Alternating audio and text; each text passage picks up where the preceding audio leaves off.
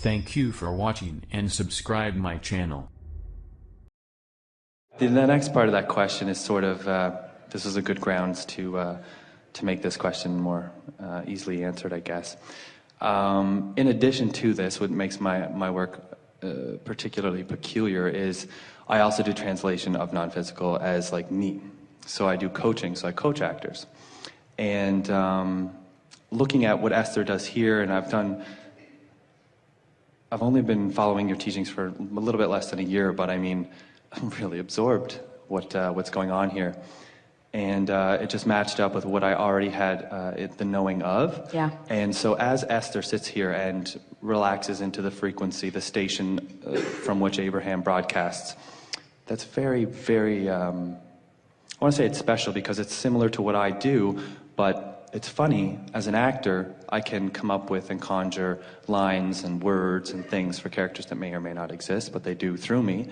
And when I sit and I do this work, let's say with coaching someone or translating for them, I get mostly images, and I look to Esther, who gets the words. And from different people are. Esther's more auditory. You may be more visual, although you are auditory as well. But there is another distinction that we think is worth making here, and that is when Esther is translating for us, we are a consistent energy stream that she has learned to tune to. And so it's an easier thing for her to tune to the consistency that is us than it is for you to tune to the frequency that may be this one or this one or this one or this one. So if you can, as a basis, as something that you do at the beginning of your process, if you can tune into who you are, so it goes like this. You're tuning into the frequency of that broader perspective who is really who you are, who will then tune into the frequency of this one and this one and this one and this one. And Esther is doing some of that here. In other words, there's a lot going on in a gathering like this, and it's a vibrational meeting much more than it is a verbal meeting. So for every word that is uttered, there are thousands, hundreds of thousands of thoughts that are transmitted that are all melded together. And so in the beginning, when Esther was receiving us, it felt to her as if there was a thought and then another thought, and it was almost as if she was reaching up to pull that one down and reaching up to pull that one down, like there could be many different storylines. Whereas the time has gone by, now it's so compelling, she never has any question about what it is that Abraham's wanting to present in any moment in time. So what we're saying to you is, what makes this successful in the way that it is Esther's vibrational preparation. She meets us at that vibrational place. And your preparation is the same. You're meeting that broader, your inner being, that higher self first, and then everything else will take care of itself. We asked you a very important question at the beginning, and we didn't really take the time for you to give us a sufficient answer. But we want to know, what is your preparation when you are attempting or getting ready to receive inspiration about a character that you might express? Let's just do that for a moment rather than extract it from another. What is your preparation? In other words, we ask you the question, do you get to know the character? Is the character placed in his environment? Is the character placed in his mood or attitude? Is the character placed in his circumstance? Because it's only once you understand those things and you're actually able to acknowledge and emanate the mood of your character, that the appropriate words would then flow through. Because you are diverse in the characters that you're playing. You don't want to be typecast into one. That's like my forte. I have such an extreme range of characters, and even when I'm on camera or in pictures, a lot of people say, that's not you, or that doesn't look like you at all. And I say, isn't that cool though? That's my job. Yeah. And it's sort of extreme for some people, but I look at it as frames per second on a camera is the same as frames per second in a time-space reality, and it's just capturing the essence of who I am. So if I focus that essence while it's being captured, it's logical that what you watch back on the tape may not even physically resemble who I am now because that was my focus. Well, that is the best description of deliberate creation that we've ever heard, because everyone is an actor in the sense that they get to project whatever vibration that they choose to project. And here you are doing it deliberately, intentionally, in a broad range of attitudes and moods and experiences and life experience. And in every case, you are an actor doing that, so you're not jeopardizing what your vibrational being or point of attraction is. But if everyone who's listening in would understand that deliberate creation is just exactly that. Understand the role you want to play and find its vibrational, emotional basis first, and then practice that so that that's who you are. In other words, when you are a character in a presentation, whether it is on a stage or in a movie or in a commercial, when you are an actor with other actors around you, they're responding to who you are, because you are emanating who you are, and it would be illogical for them to not react to who you actually are. Well, this is the way the entire universe is responding to you. The universe is responding to each of you. You are an actor in a role, and everything and everyone else is responding to that which you are emanating, you see. So you just need to decide, am I a prosperous person standing here in this role that the universe is reacting to? Am I a revered and respected co-worker in this environment, or am I someone that gets beat up and picked on? Who am I? Who am I now? What has life brought me to? Who am I as I stand in this point of attraction? Because everyone else is responding to who you are. This is why everyone who has ever written a movie wants a really good cornerstone key actor, because they know you get an actor like that, you just need one actor like that, and an actor that is really in sync with who he is and what's going on. He will extract from everyone that interacts with him the exact performance or behavior. You see, just takes one. Just takes you standing where you are, being who you are. You can set the tone in your family. You can set the tone at your work. You can set the tone in the pod of traffic that's driving where you are. You can set the tone in the behavior of a hotel. You can set the tone in the restaurants that you frequent. You can set the tone for the way your children behave in their life experience. You can set the tone. You are the center of this universe. You are.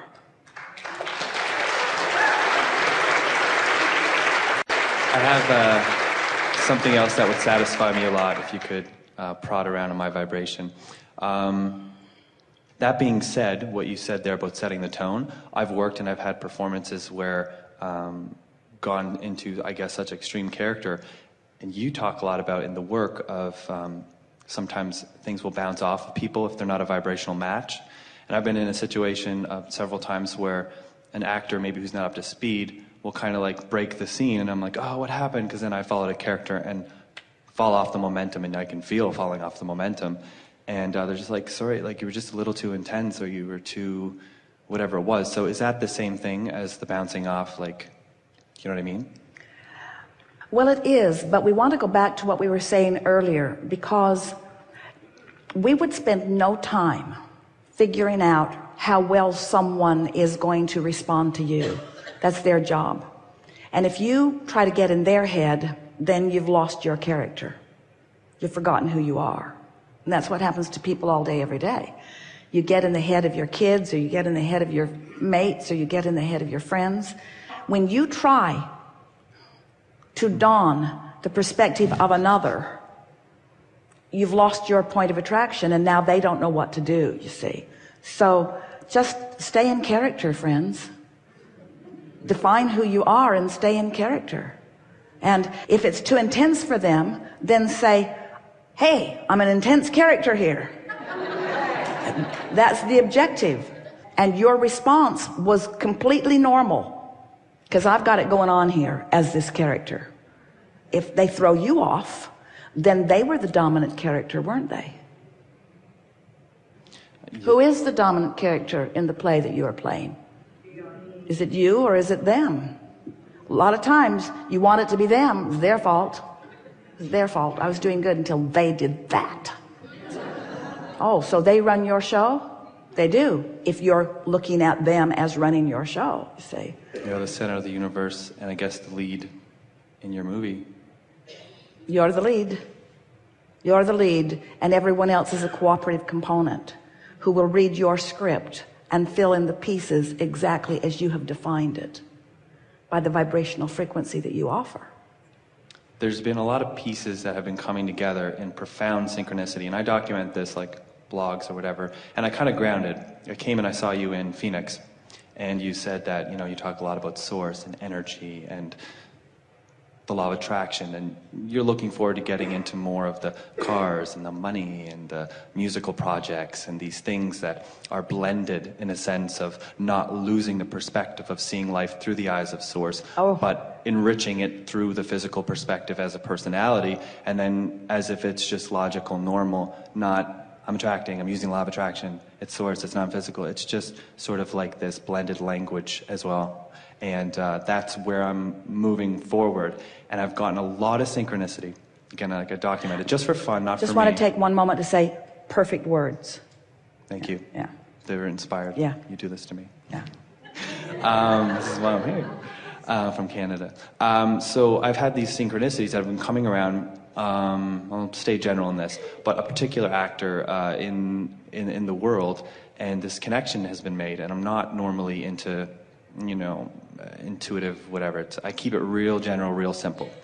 And I can't deny that this project, I don't even know what it is, but it's coming up, and I'm working with this actor. And I say, Daniel, that's like one of the biggest actors and whatever, but it's undeniable. So I've accepted it because it excites me and it is part of my desire. And I believe that I'm a match to it. So the unfolding, here we go.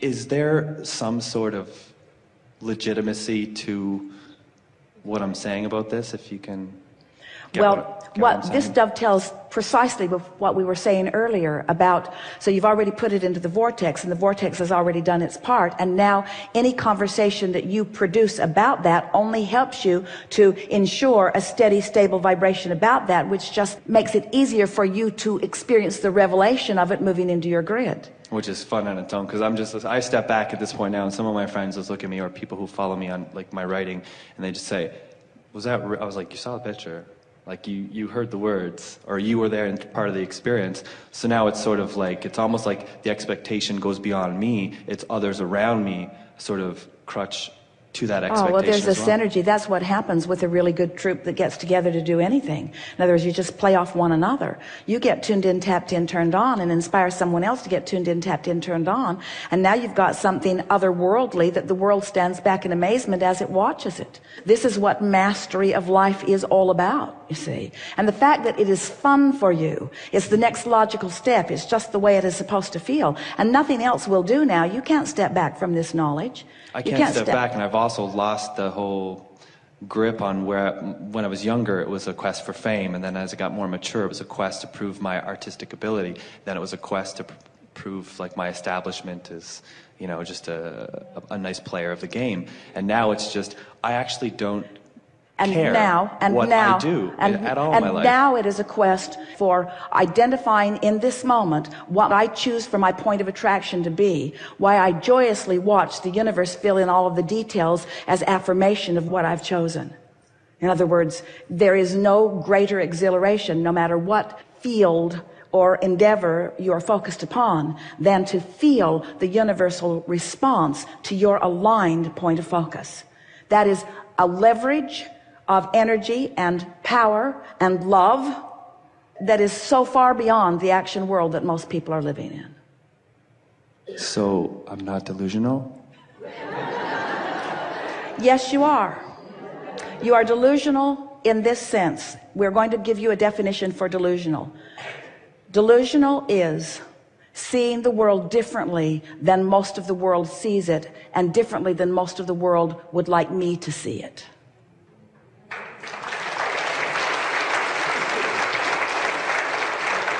I stand in the delusional place of mastery with all of the greats. This has been delicious. Thank you. Very good.